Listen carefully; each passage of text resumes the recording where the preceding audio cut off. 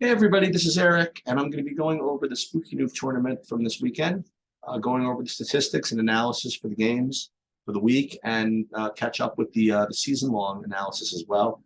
Those of you that didn't notice, I was there this weekend, and first thing I would like to say, again, I don't know how many of these tournaments, if any more, I'm going to be able to get to, so you're going to see me mostly behind the scenes. But I just wanted to say that this is not usually my input.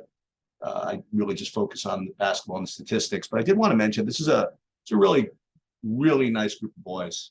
I'm able to notice things that people can't notice, and they're very well connected. They get along really well. They're all very nice. And listen, I've coached a lot of teams and a lot of kids, and this is a really nice group. I mean, they it's a good combination of being very competitive and yet also being very respectful to each other and to the other team as well, and to coaches and to referees. I mean, overall, just it was really a pleasure to kind of like hang out and get to see a couple of the games um and watch Mike and Chris and Casey and Tom when they were here in action as well. And I have my own comments for them also. Nonetheless, let's get into it. Now, again, it feels like, I know it feels like you guys like lost every game, right? Because you lost the first round of pool play, but in the end, you did go 4-1. So it's not the end of the world. But I will say that I did think you guys performed, again, before you even looked at the stats. You definitely underperformed. There were I could tell the shot making was kind of poor. Just overall, just not the best. That's the best. Even in the wins, there were holes. And it's not, you can't just say, oh, Josh wasn't there, because it's unlikely you'll ever get a weekend when everybody's there. So we're going to get into the statistics, and I always find it interesting to compare the statistics to what you think you see when you're actually watching, because your eyes can somewhat deceive you. It felt as though the field goal percentage is going to be poor, just basically watching it. But it's interesting to see kind of what actually happened. And then again, more important, to try to drill down and to figure out where that all came from. So let's start with this first game, which was first showcase game against Philly Revolution. And again, what we're looking for here is a minimum of 50% of effective field goal percentage. But honestly, if you're going to win these tournaments, you're going to have to be up around 55%, as I mentioned. Turnover rate, we want 20% or below, but really below. Offensive rebound percentage, really over 30. So this kind of performance, even though it was a win, it's kind of a harbinger for the rest of the tournament. You know what I mean? Like you're going to have to do it just a little bit better than this. So let's take a look and see where this kind of came from. Let's take a look at the shot chart. Okay, shot chart, Philly Revolution. You always filter back to the other game when we do this. So from a shot chart perspective, so herein lies the issue again. Like these mid-range shots in the lane and these mid-range shots in general are just incredibly, they're just a drag on your performance. And listen, I mean, I'm talking to both coaches and players here. I mean, last year the only reason people I gave these to were the coaches, just hoping they would become as psychotic as I am with respect to the math behind taking these shots. But the players, I mean, you guys, hopefully this can be impressed upon you. I mean, this is 0 for 2, 3 for 10. This is 5 for 16 on shots that would have only been worth 2 points if you made them anyway. These shots are just drags on your performance, and you need to kind of clean this up. Let's take a look at the box score.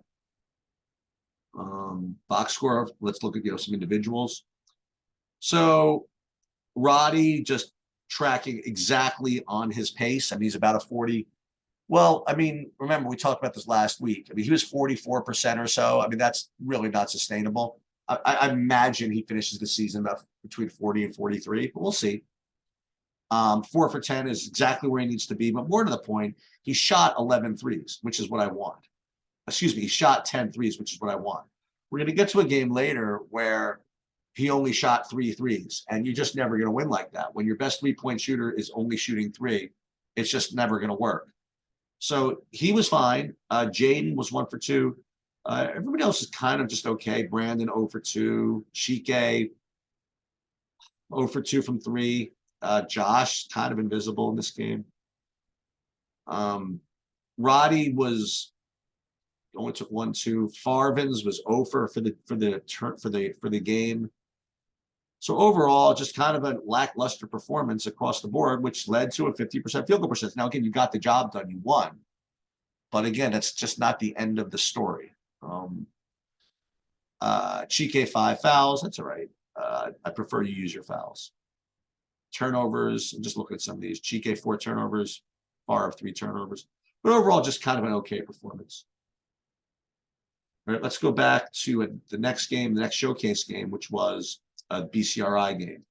And I was at this game. This was an interesting game. They had two good players on the other team. One of them was kind of like a shooting guard, and the other one was this enormous guy who it was kind of fun to see him and Chike kind of go at it. This guy was like twice Chike's size, but you guys did a really, really nice job in this game. And it showed in the field goal percentage. So you guys had an effective field goal percentage of 56%, which is excellent. It's exactly what you need. And 18% turnover rate. I mean, again, within the range of outcomes, we like it, under 20.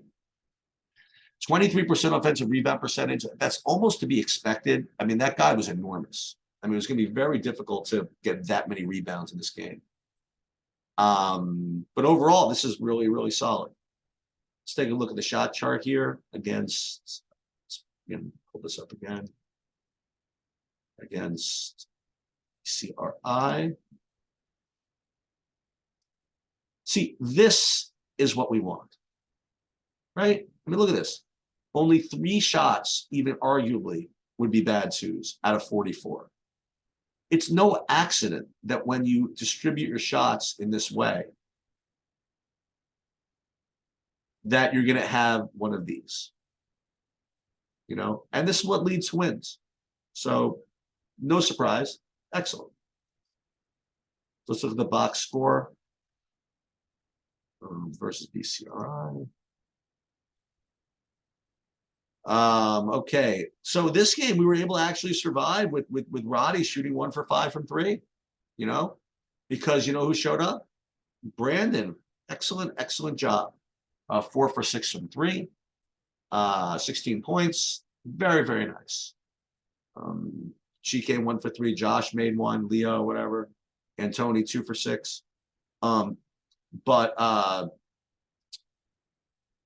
overall, you guys did enough. From 2, you guys finished at the rim really nicely. Chike 4 steals.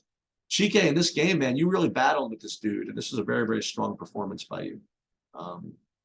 And you guys got the job done at the end. You want to see the end, that last possession? Let's just take a look.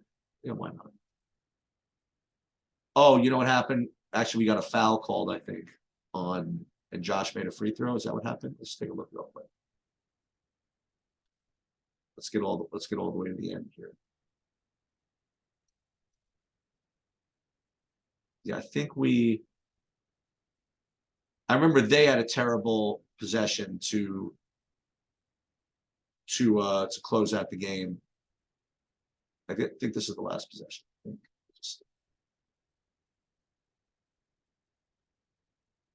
Well, maybe not.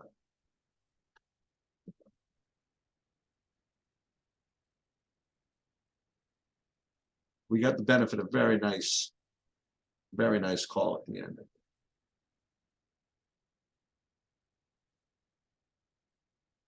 Yeah, okay, so that's 14 seconds ago.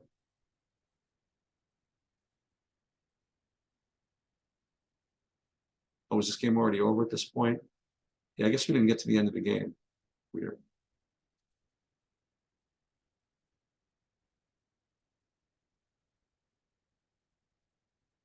They were already in foul mode here. Is that what happened? Yeah, I think I must have gotten the games confused. Let's see.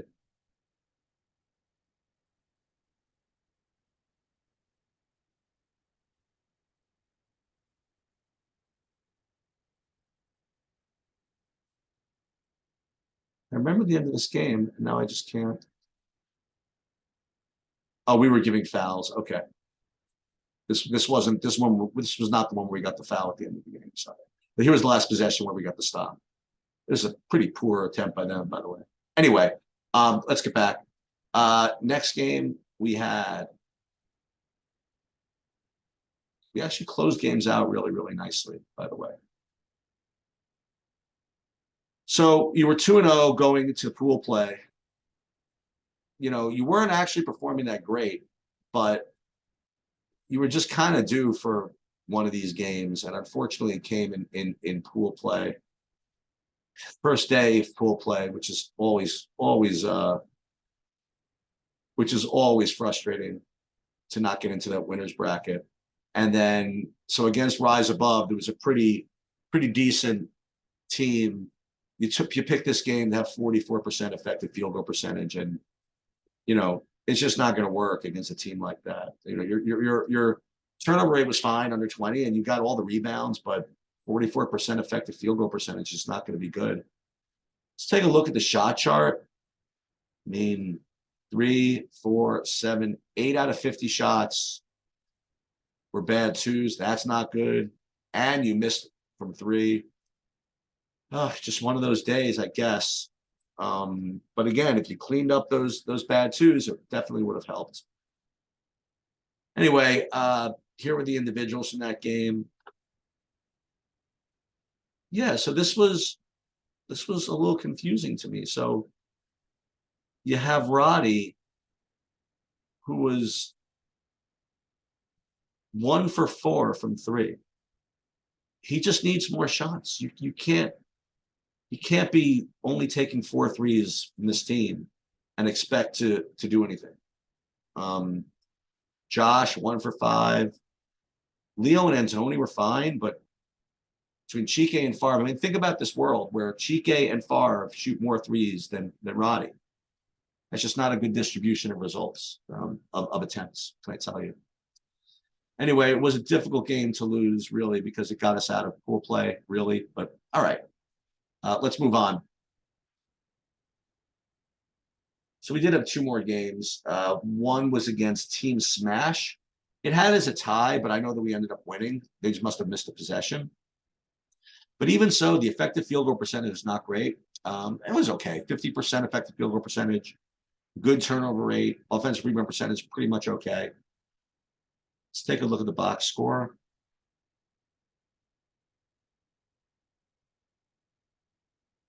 Not box score, sorry, shot chart.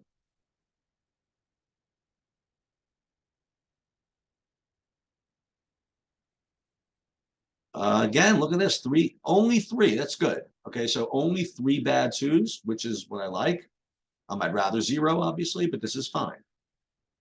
Let's look at the box score from Team Smash. And there you go, Roddy, back in business. 5 for 13 from 3, right about your percentage. Leo, kind of poor. Antoni, whatever. Chike made 1. Brandon, oh, Brandon, I thought you played much better this weekend. Actually, it was actually very, very, very happy for the most part. You did have a couple of bad twos. I wanted to come out there and should not let us say wring your neck anymore. I wanted to come out there and politely tell you not to take those. But overall, Brandon, I thought you stepped it up. I thought you played really, really nicely. All right, final game. We did earn that 5th game, which is always nice. And that was against Team New England, who's a strong team. Now we have that as a tie also, but I know we won that game by 1. This was really ugly. Yeah, and I was wondering to see if it looked as ugly as it statistically as it felt there. And I mean, this is brutal. 36% effective field goal percentage. Yikes! That's really awful. I'd love to see where this kind of broke down, because I remember it being terrible.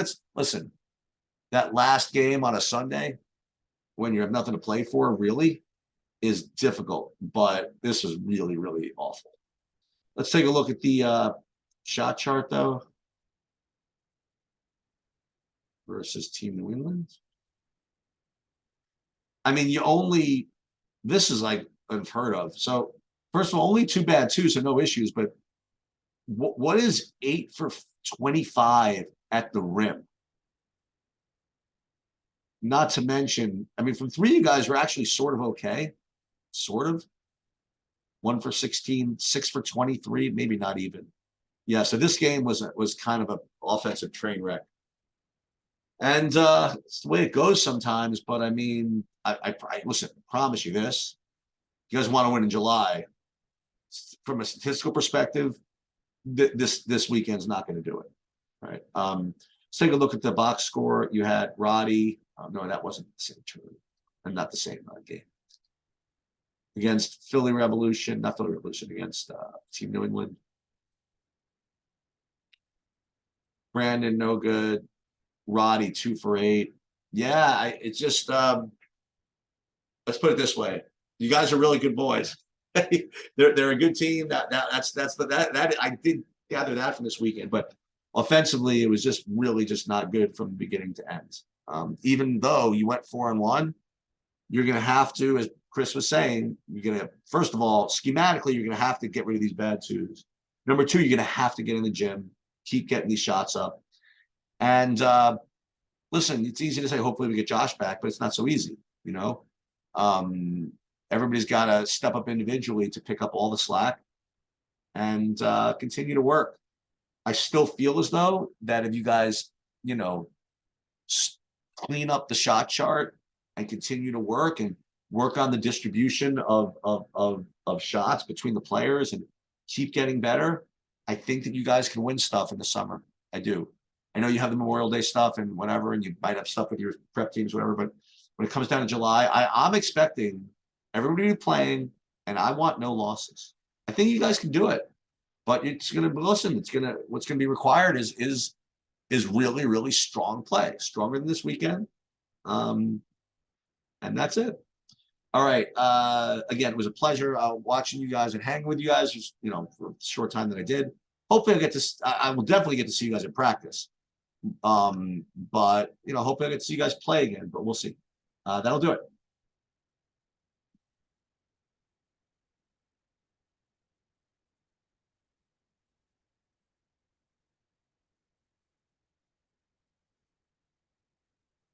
Actually, forgot to do the season stuff. Oh, you thought you were done with me.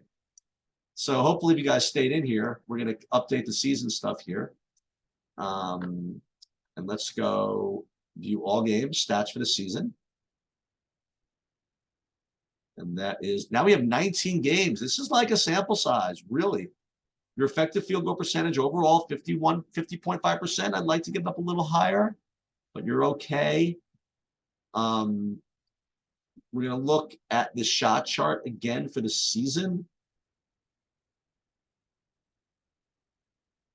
And we'd love to get those bad twos under 10%. You know, so 22, 38, 52, 63, 95, like 104 out of 970. You're close. You're getting there. Let's take a look at some individuals. Again, what we're looking for is for you guys to be able to either make 50% from 2 or 33% from 3, or maybe both. So let's take a look at that. From 2, who is doing better than 50% from 2? Plenty of people. Josh, Jaden, Chike, Roddy, and Josh. Leo, Brandon, and Tony, we got to get you guys up there. From 3, let's take a look at from 3. Roddy, still exceptionally strong at 42.9%. Again, I do expect some kind of regression. So if it trends more towards 40, I would not be surprised. Brandon, very nice, up over that 33% mark, which I want. And Tony, up over the 33% mark, which I want. Josh, tracking 33. Leo, still have to get you up there. Jaden, obviously Jaden and Favre. I mean, this is, you guys got to do better. But we know where our shooters are. We really do. And you guys are over that 33% mark, which is where I kind of want you guys. And that's pretty much it. Now that is the end of the video.